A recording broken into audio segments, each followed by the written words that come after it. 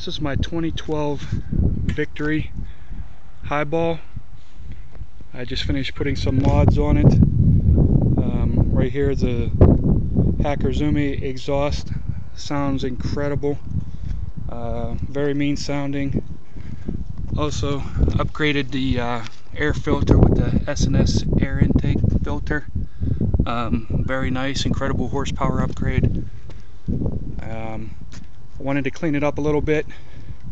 Took off the factory turn signals and installed the LED ones. Looks much cleaner. Very nice looking on the bike. Relocated the license plate to the side with also the rear LED turn signals on the fender. Cleans it up, makes it look much better. Added a Sissy bar and also back seat. It doubles as a seat and also as a rack. There's a cushion that comes with it. Now for the goodness, you gotta hear this thing.